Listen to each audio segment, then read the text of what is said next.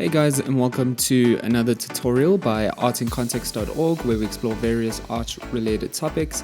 And in today's tutorial we will be covering the topic of muscle. Now when it comes to drawing different anatomical structures, more specifically body parts, it's really important for us to understand what is going on beneath the surface of the skin. And in today's tutorial what we will be doing is covering the topic of muscles, more specifically muscle formation in different body parts, more specifically the male structure.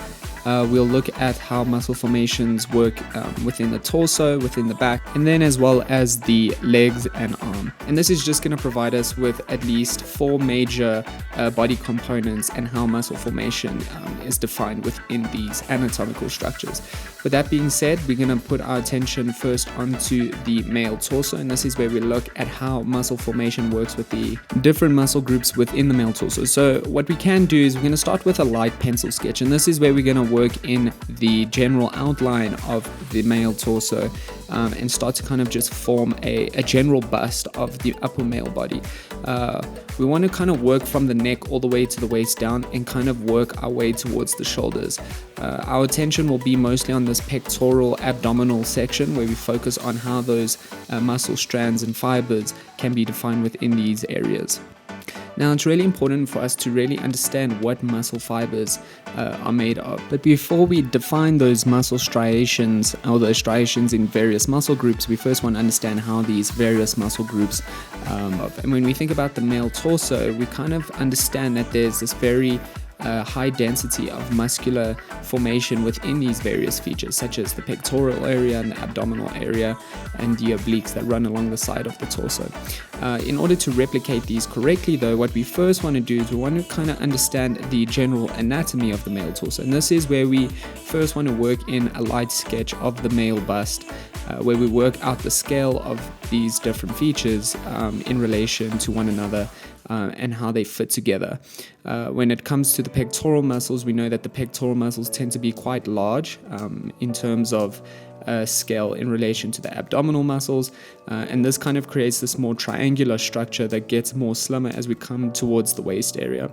Now the pectoral muscles are going to be the significantly larger muscle within this upper torso drawing of our male structure.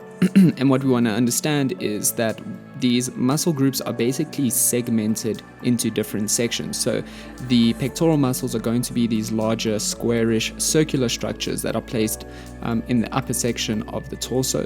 But we'll also find that the deltoids, or another word for them, the shoulder muscles, will flow into these pectoral muscles and then kind of come into the shoulder area and then connect into the bicep muscle.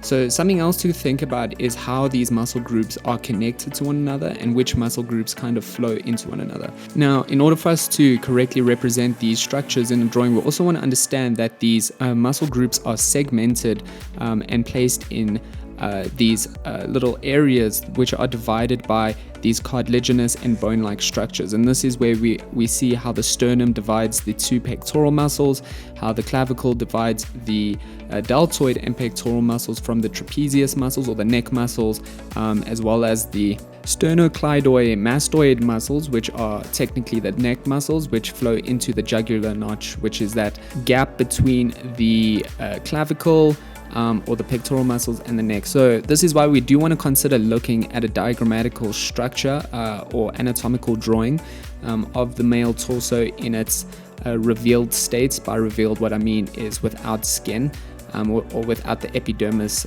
layer, where we can see the exposed muscle formations around the bone, or the bone working around these muscle formations. Now, when we think about these bone structures from the clavicle, from the collarbones, what we'll find is it kind of forms this T-like shape and then kind of goes slightly under the bottom section of the pectorals.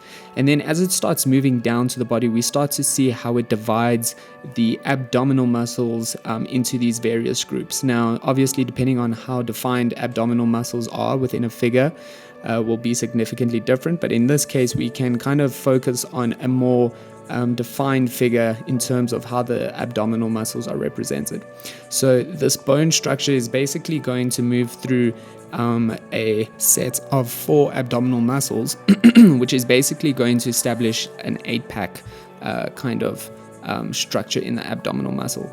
And what we'll find is this bone structure, or this cartilaginous bone structure, kind of moves through the abdominal muscles and segments them into their packs that move from the groin area all the way to the sternum or central area just below the pectoral muscles. Now, on either side of the structure is where we're going to see the oblique muscles, which kind of move in a diagonal direction, similar to the way a rib cage works. And these muscles move into the serratus anterior, which are these kind of smaller muscles just below the pectoral muscles.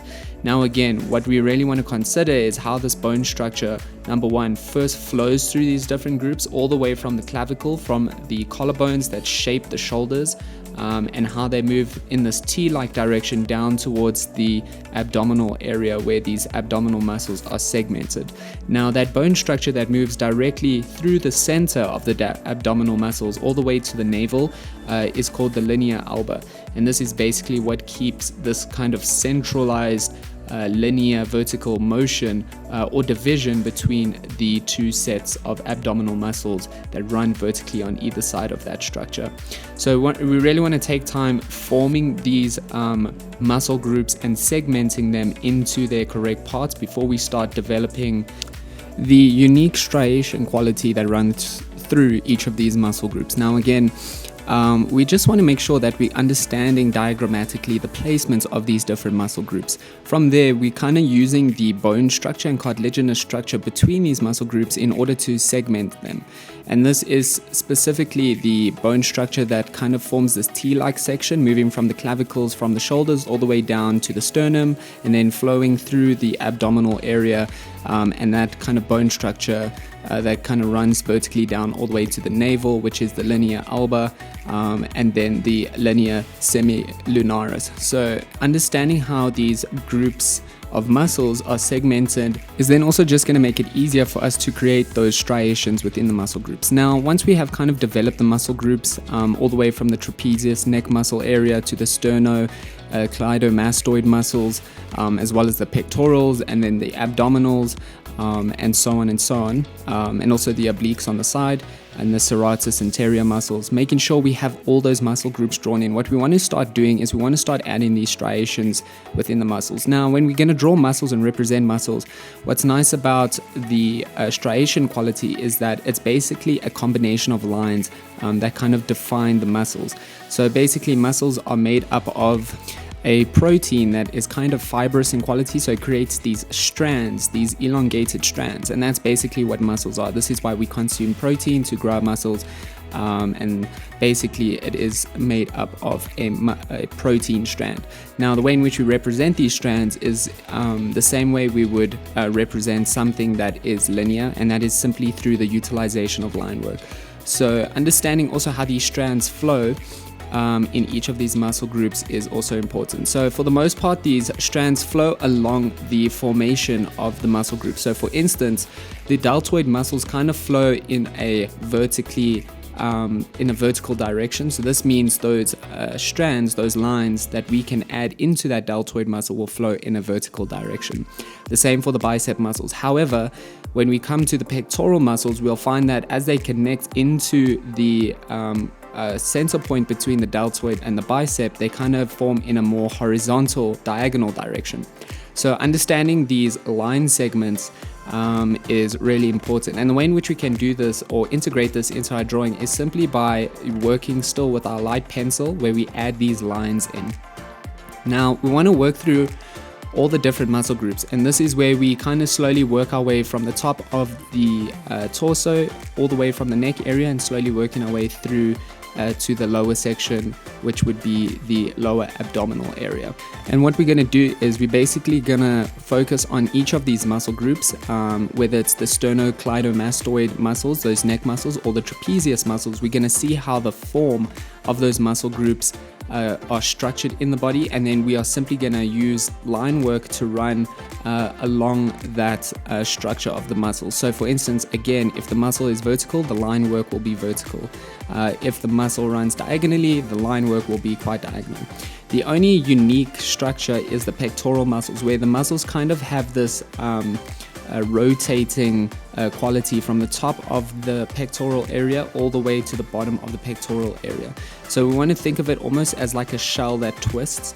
However, it starts from the connecting points between the deltoid and the bicep, and basically we create these strands that move towards the center of the pectoral muscles, where they will connect towards the sternum. And this will kind of be the same for both pectoral muscles. We'll create this mirrored quality of strands or striations that basically run from a vertical direction into the armpit area, or the connecting points between the deltoid and the bicep, and will slowly rotate all the way to the bottom of the bicep, making sure all those lines lead to that single point between the deltoid and the bicep.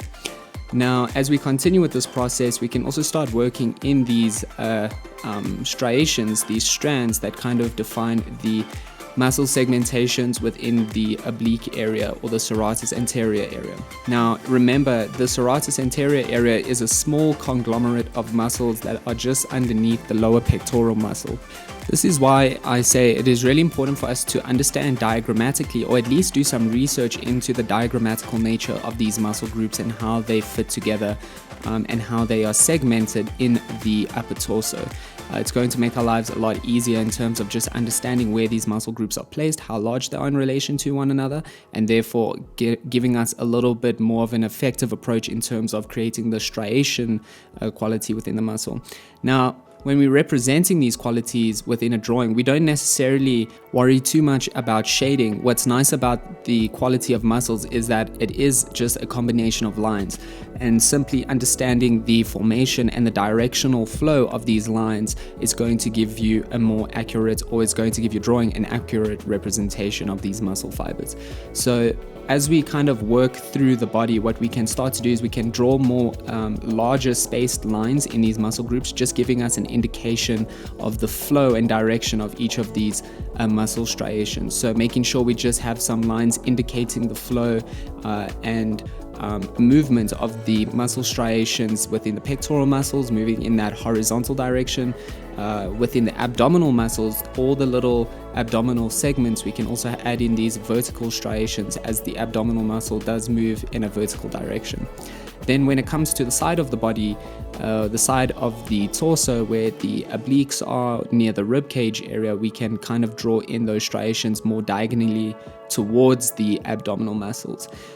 Once we have these larger segmented lines, what we're going to start doing is integrating some smaller lines in between those larger lines that just define the directional flow of these striations in each muscle group.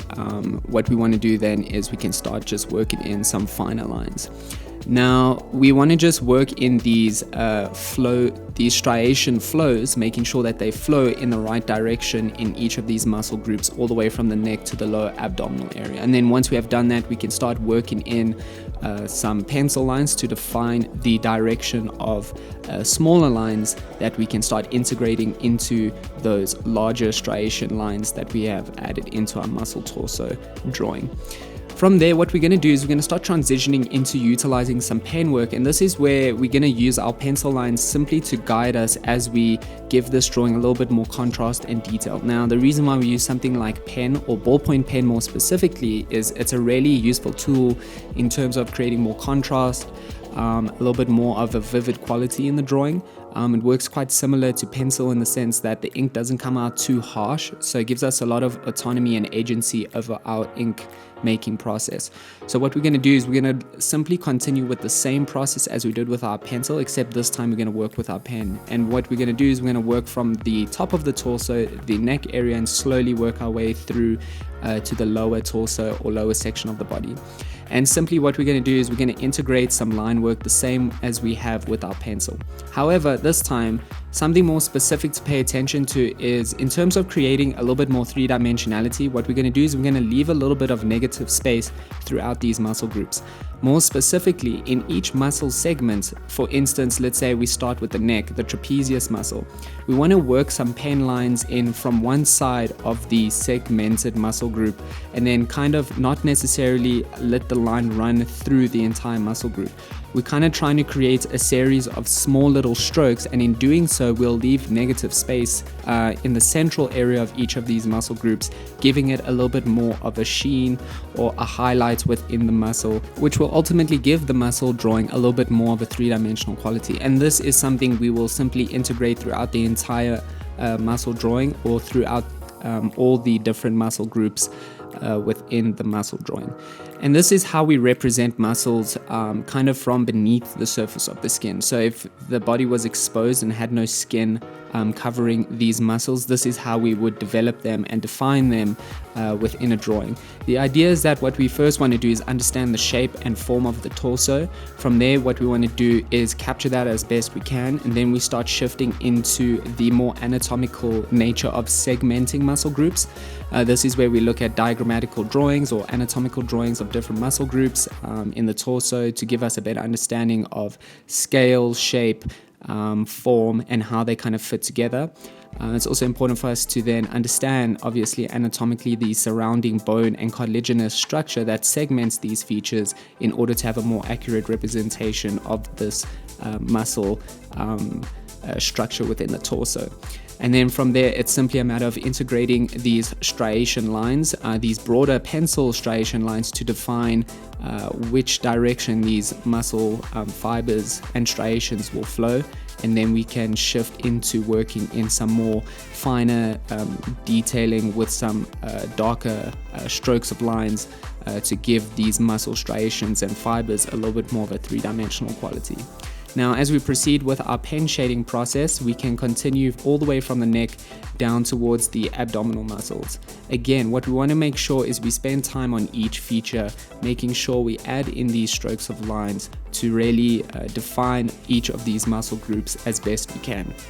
Now remember, again, the most important thing in terms of adding shading, or at least some line work to emphasize these muscle groups and fibrous striation features as best we can, what we want to do is we really want to be strategic with negative space. And what I mean by negative space and being strategic with it is that in each of these muscle groups, again, we're not trying to color the entire thing with pen marks. What we're trying to do is create some pen lines, very small pen lines, almost at the edges of each of these muscle groups. So for instance, with the pectoral muscles, from the sternum area, we can create striation lines, small strokes of pen lines to define the striation lines in the pectoral muscle flowing in that horizontal direction. And we don't necessarily want to bring those lines all the way from the sternum into the armpit area where the deltoid connects to the bicep, but rather what we want to do is create these dark, smaller strokes of lines from the armpit area going into the pectoral muscle, and then leave some negative space in the center of the pectoral muscle, and then on the other side of the pectoral muscle, on the inside where it connects to the sternum, do the same thing moving into the pectoral muscle, and we'll have these lines that kind of point towards each other from either side of the pectoral muscle, leaving some negative space in the center of that pectoral muscle, and ultimately giving it a little bit more of a highlight and a three-dimensional quality. And this process we are going to do with every single muscle group. As we proceed with this process, we'll find that it's going to be much easier with larger muscle groups or longer muscle groups, where we can allow some negative space to be left. When we come to the abdominal muscle group, we still want to do the same thing. However, because some of those abdominal muscles are slightly smaller, what we can do is kind of just darken the outline of the smaller abdominal muscle and add some lines into it. Keeping this consistently throughout the entire torso drawing is going to not only create a consistent three-dimensional quality in all of the muscle groups, but ultimately, as we continue with this process of integrating these fine detailed lines and strokes into each muscle group, we will find that naturally the entire drawing will start to develop this more realistic quality of representing the anatomical nature of what muscles actually look like beneath the surface of the skin. Now, once we have kind of got the hang of doing this, we are simply going to take our time And this part of the process of drawing muscles is just about being patient. The idea is quite simple in terms of identifying the structure and identifying the different muscle groups, putting them together, making sure they're in their correct segments, and then ultimately integrating these line marks to define the striation aesthetic within these various muscle groups. This process we're going to continue until we have completed the entire torso, and this is basically the general idea of how to draw muscles, guys. The only other thing we want to remember in terms of being quite strategic with how we utilize negative space is making sure that the bone and cartilaginous structure that moves throughout the entire front torso, from the clavicle all the way to the linea alba, and all those bone features and cartilaginous features between the abdominal muscles, those we can leave out and making them negative spaces, or just simply leaving them white, in other words. And ultimately, as we continue with this shading or at least line work process, we'll find that naturally there's going to be this anatomical juxtaposition between the light quality of the cartilaginous bone structure and the darker striation feature that is the muscles. Otherwise, guys, continue with this process until you have completed the entire torso, and then we can move on. Now we're going to follow the exact same process, except this time we're going to see how to develop some other popular muscle groups. Shifting onto the back side of the torso, we're going to start to develop the back muscles and see how, using the same process, we can define muscle groups within the back. So let's get into it. So the process again is the exact same. What we're going to do is we're going to start with a general light pencil sketch where we figure out the shape and overall size and form of the back torso. And this is where we start to just work in a simple sketch of the back, kind of forming it into its, again, correct muscle groups. So naturally, some of the muscles from the front torso flow into the back. And this is where we start to see how the sternocleidomastoid, those neck muscles, kind of get covered by the trapezius muscles. So the trapezius muscles in the back are kind of large and kind of form this triangular shape that flows all the way down into the center of the back. We'll find that the deltoid muscles wrap around the back into these trapezius muscles, as well as the biceps forming down outwardly from those deltoid muscles. Now there's also this muscle group, these smaller muscle groups kind of beneath the deltoid muscle as it wraps around, that's kind of placed in the scapular area, and these are the muscles known as the teres minor and the teres major, which are kind of these muscles that sit beneath the scapular bone structure. We'll also find that the larger muscle groups, such as the latissimus dorsi, which kind of form from the rib cage area or kind of form around the rib cage area at the back of the body, is another larger muscle group that forms a massive part of the back.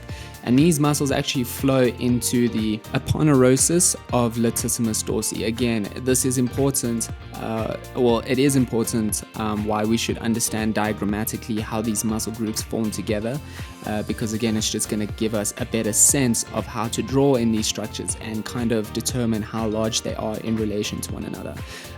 The process again is the same as it was before. We're going to spend time just working on a pencil sketch, making sure we use our eraser in tandem with our pencil to kind of shape and form these muscle groups, making sure we have an accurate representation in terms of form, structure, and scale, making sure that the segments or the segmentations between these muscle groups are kind of placed accurately alongside one another. And then we can slowly start to work in these striation lines once again, making sure they form or flow in the correct directions, and then ultimately integrating pen work. Now, the really nice thing about drawing something like muscle, just to remind you, is that it's simply a matter of integrating lines. If anything, the process that should take the longest is kind of developing the sketch in the early stages with your pencil. And this is where we spend a lot of time just making sure we actually understand the muscle groups, understand how they are placed together, understand how these muscle fibers, these protein fibers flow in various directions, and giving us an understanding of how to ultimately create these muscle fibers by the utilization of line work to define them correctly. And that's simply what muscles are. Muscles are simply a fibrous protein, which means it's a line. or a conglomeration of lines in various segments. And the way in which we represent lines on paper is simply by drawing lines. Ultimately, beyond that point, the strategy of using some negative space to define highlights to give these segments a little bit more three-dimensionality is a simple tool, a simple hack that ultimately gives the drawing a more realistic quality.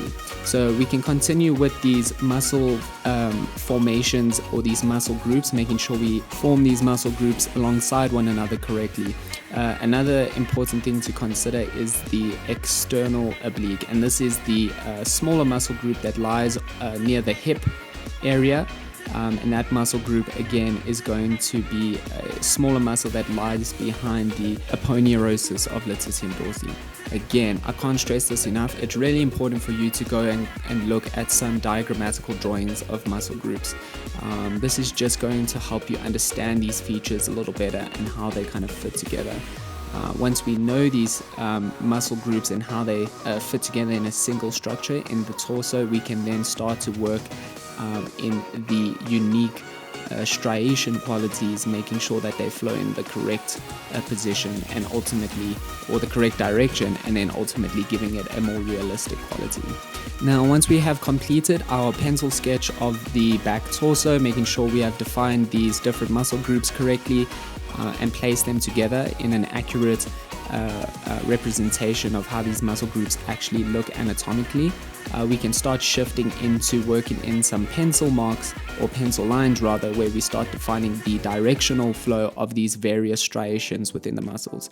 Now we can start working down from the neck area or the trapezius muscles again and slowly work our way through the deltoids, the teres minor, teres major, those smaller structures or muscle groups beneath the scapular area, as well as the rhomboid major, which is the very small triangular muscle that lies underneath the trapezius, as well as the teres minor and the teres major, and then slowly into the latissium dorsi, that larger muscle group that wraps around like a rib cage all the way towards the lower back area. Now we can see that something like the trapezius muscles, similar to the pectoral muscles, the striations kind of flow along the spinal area, or that central area that runs all the way down towards, or vertically down from the top of the neck all the way down to the lower back. We can see that the trapezius muscle striations form along that, so it starts to kind of arc upwards and then eventually completely in an upward direction towards the upper neck. So these are kinds of more subtle shifts in striations that we want to consider. This is specifically unique to larger muscle groups, where the striations start to curve in the direction of how the muscle group forms around the body. So another feature, the latissium dorsi, the larger muscle group that forms mostly the around the rib cage area, that muscle group is larger and also has this directional shift that starts to kind of circulate down towards the spine and kind of back up towards the spine as it comes to the center area of the back and forms underneath the trapezius muscle.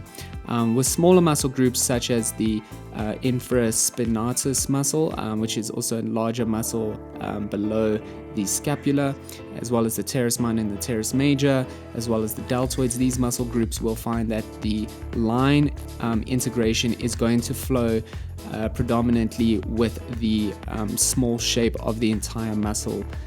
So again, if the deltoid is a specific shape and flows in a specific direction, that's going to be indicative of how our lines should be drawn in terms of which direction they should go. So just make sure you spend time on kind of developing the directional flow of these lines with your pencil. You don't necessarily at this point need to draw in too many pencil marks. The first torso drawing kind of gives you an indication of how to think about the integration of striations or line work to define these striations within the various muscle groups, and then from there you can start proceeding directly into utilizing your pen because you should have a good understanding of how to integrate these striation lines at this point. Now, once we have developed the general scale of the back torso, we understand how these muscle groups are segmented and placed together, and we have kind of defined that within a pencil sketch. We can start shifting now to our pen drawing process, where we start to work in some pen lines to define these striations a little bit more effectively. Now again, lines are the best way to represent these striations within the muscle groups, and that again is simply what muscles are. Muscles are just a conglomeration of fibrous proteins that flow in various directions. If we understand the muscle groups, if we understand how they fit together, if we've defined the segments between these muscle groups, we then can simply start integrating these lines. And then the only other key thing to think about is how do we leave some negative space, or how do we use negative space strategically in order to develop a more three-dimensional quality and tonal variation within these muscle groups. Now, as we continue with our pen shading process, this is something we really want to keep in the back of our mind. We want to really develop these strokes of lines with our pens, but not necessarily drawing lines through the entire muscle structure. We want to kind of work on the edges of each of these muscle structures, making sure we leave negative space in the larger surface area or in the central area that flows through each of these muscle groups. Again, with these smaller muscle groups, it's going to be slightly more difficult because they're quite small, so integrating negative space is slightly more difficult. But when it comes to the cartilaginous bone structure that runs through and in between these muscle groups, that's where we can leave negative space to create that juxtaposition between shaded in or lined muscle striations and then these cartilaginous structures that could most often be defined as white within the body. So thinking about how these different features are in terms of composition, color, and how we represent that within a drawing, understanding our tonal range and how to develop that with some pen marks or pencil marks is really important. And this is why we want to be strategic about creating that juxtaposition between lighter and darker features. For instance, in a more simple way to describe this, we want to make sure that the bone structure and the cartilaginous structures are left white, because that's normally the case for these features, whereas the muscles can be slightly darker. However, we don't want to color them in completely, but we want to be quite strategic with our line work to define the striations, but then ultimately leaving some negative spaces within these muscle groups to give them a little bit more of a three-dimensional quality. And again, this process, we're simply going to continue making sure we work through each of these different muscle groups. So as you spend time on one muscle group, just make sure that you slowly work in these lines. The more time you spend and the more patient you are with integrating these lines, the more likely your drawing is going to have a consistency within these striations, and then ultimately having a more realistic quality consistently throughout the entire muscle drawing. So again, what we want to do is, once we have obviously worked our pencil sketch, worked out the different muscle groups, understand the different muscle groups, the directional flow of these muscle groups, and how then to integrate line work to define the striations, we are simply going to spend time being patient and working through each muscle group one at a time. It's always a good idea to work from one side and then slowly work down. And this is where we can actually spend time working on one muscle group at a time, making sure we define these striations and lines by the use of our pen work or pencil work as effectively as possible. Another thing to consider is just taking a break. If you feel tired, it's always good to take a break, so when you come back to the drawing you feel a little bit more refreshed, and this way you don't compromise your drawing by accident. It's always good not to quit. It's always good just to learn how to take breaks. And that is especially true for something complicated like drawing anatomical structures. But again, guys, this process we're going to continue until we have completed each muscle group. Now remember, something that's really important is making sure that you consider the connection points, the cartilaginous connection points, especially in the back torso. And this is very important in terms of where the deltoids connect to the trapezius muscle, as well as the cartilaginous and bone structure that runs down the central area of the back, which ultimately is where the spine is placed. And these areas we want to really make sure we leave out, or obviously leave them as negative space or leave them white. And this is going to create that juxtaposition and distinction between muscle groups and bone-like or collagenous structures throughout the interior chain that runs through the backside of the body. So making sure we understand the anatomical nature of how these bones are divided or segmented, also between these bone-like and cartilaginous structures, is going to not only give us a better sense of where and where not to add line work in terms of defining muscle groups, but it's also going to just give the drawing a more realistic quality, and it defines these groups accurately, and therefore that's why the drawing will look more realistic. Now, as we proceed with this process and continue to just add in these small strokes, making sure we leave some negative space in the muscle groups, making sure we add these small pen strokes to create that unique striation quality in these various muscle groups, we'll slowly start to see how the muscles start to look more realistic, and obviously holistically together they start to have this realistic three-dimensional quality. Now you can continue with this process until you have completed the entire anterior chain or anterior torso, where we define the muscle and cartilaginous structure combination. And then we can start to proceed to the next drawing, where we look at how to define these qualities in a arm structure, looking specifically at the muscles within the arm. Now we are going to transition from these more complicated structures that we have just looked at, such as the front and back torso of this male figure, where various muscle groups are working in quite a complex formation to form this single torso structure. We're going to now look at something a little bit more simple, like the male arm. Now the process is going to be the exact same. And now that we understand the process more in detail, we can kind of pursue drawing the arm in the same way. So using our pencils, what we're going to do is we're going to start developing the arm from the deltoid area all the way to the forearm, where we slowly start to work out these different segments and making sure we sketch the arm as accurately in terms of scale and structure as best we can. Again, understanding diagrammatically how the arm is made up of these various muscle groups is going to help you.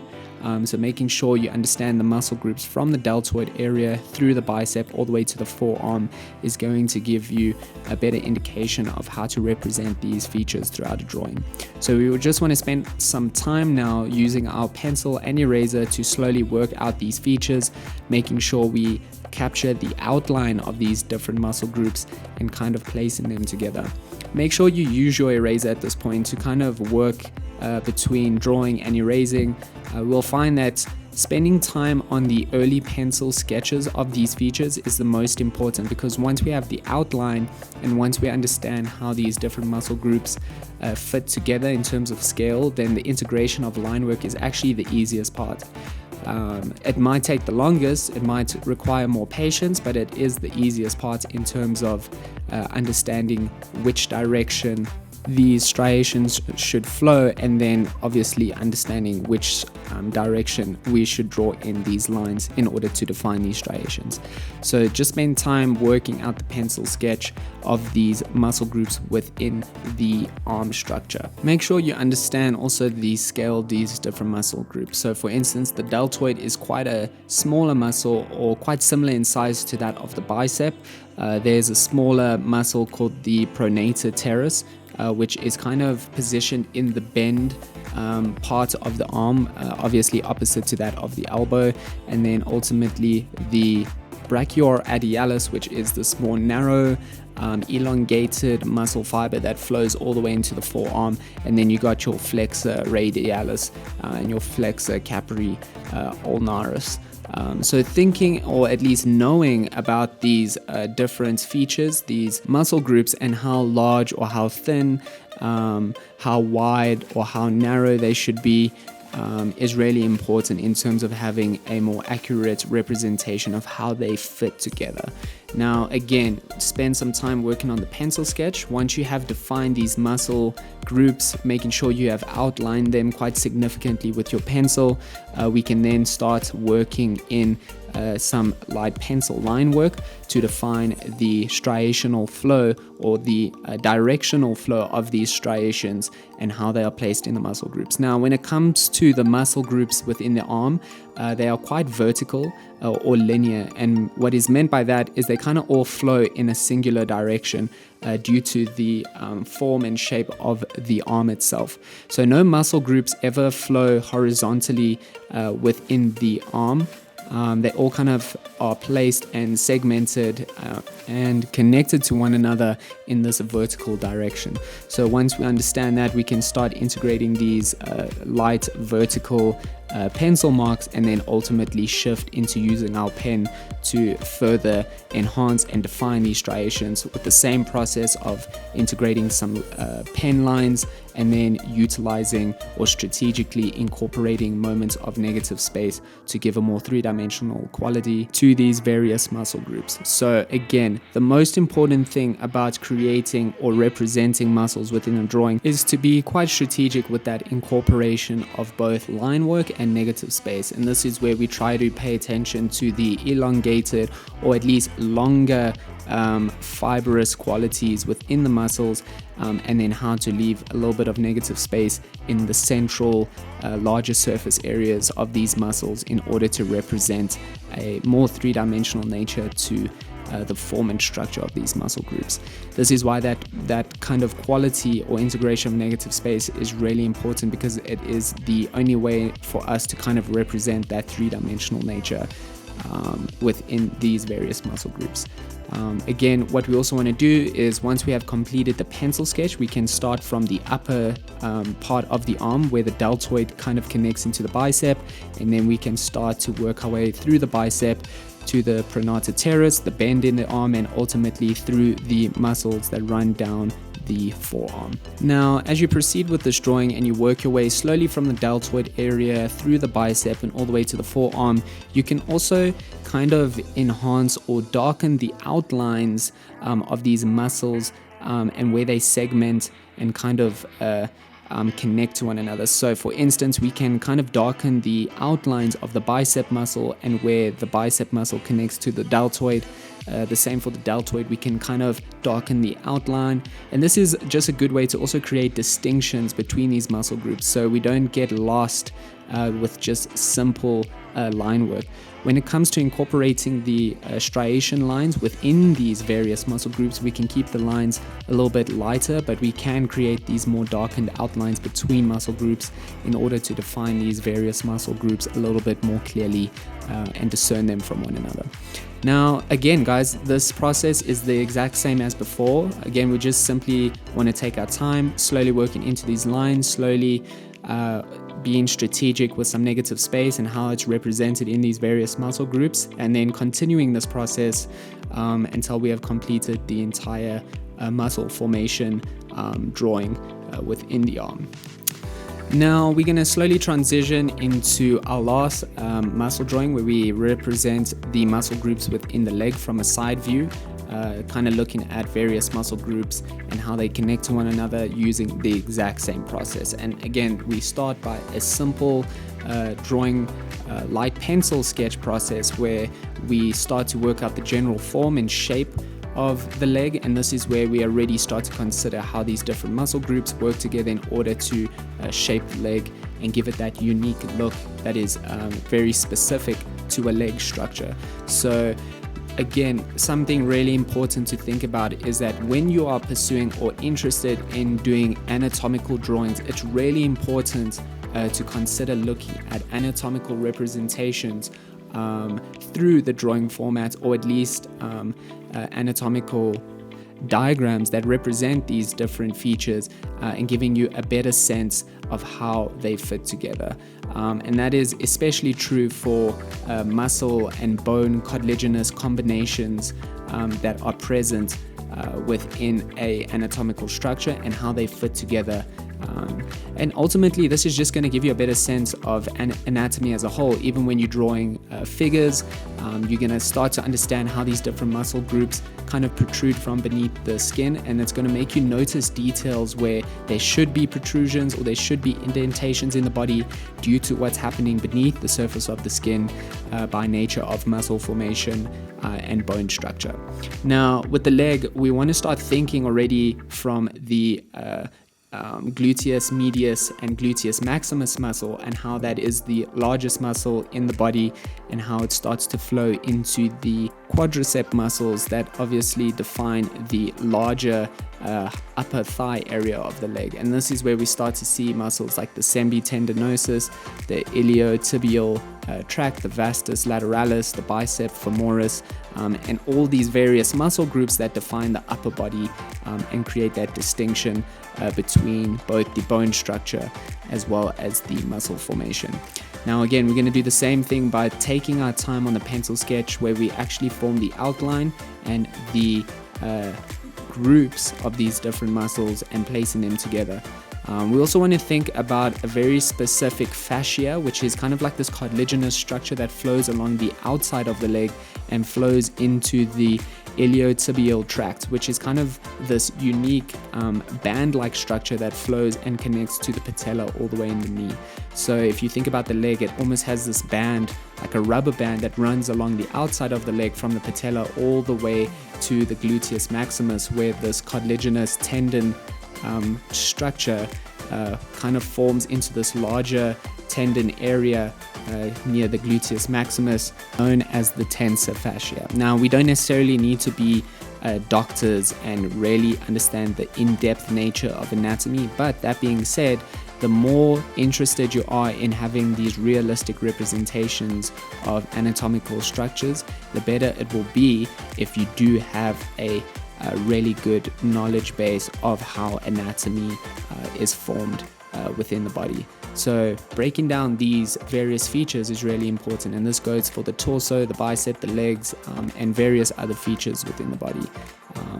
Again, what we want to do now is spend our time really just working on the segmentations of these different features, working our way all the way from the quadricep area to the lower leg, where we start to connect the upper leg into the lower leg, into features such as the gastrocnemius, which is the calf muscle, as well as the more strand-like, narrow, elongated muscles that run down the lower leg, such as the soleus and the peroneus longus. Very similar to the arm, the lower leg functions quite similar to the forearm, in the sense that these muscles tend to get quite slimmer and longer as they connect to the joints area of the ankle, similar to that of how the forearm starts to connect to the wrist.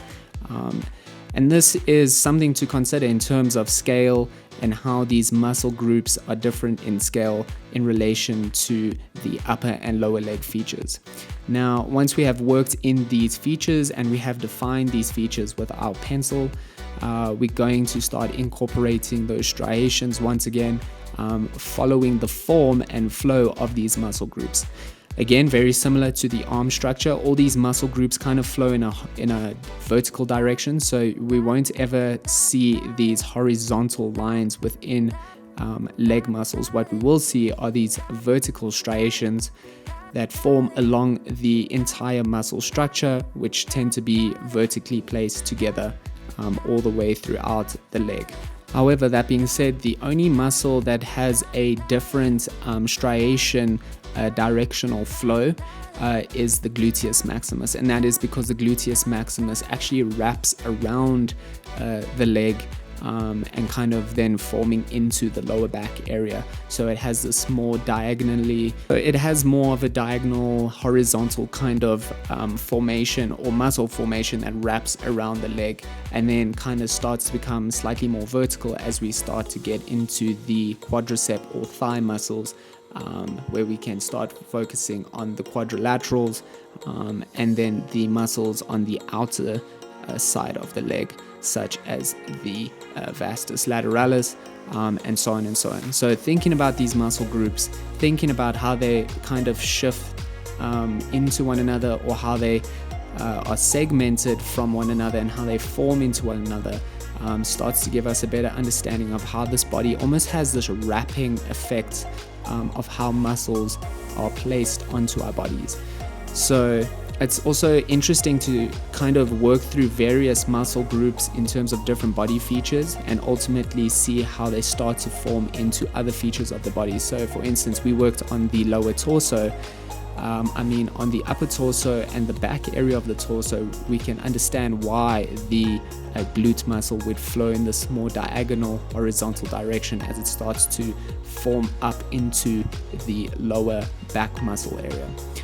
Now, as we continue with this process, we want to basically use our pencil lines as a means of guiding us with our pen drawing process. And this is where we can start again working with our pens, where we start to integrate line work that flows along the overall structure or form of those muscle groups. So starting with the upper area or the upper leg area, all the way from the gluteus maximus, working our way down into the quadricep area where we start focusing on muscles in the thigh, and ultimately working our way down all the way into the lower leg area where we start to add in some striations in the calf muscles and soleus and peroneus muscles, and so on and so on.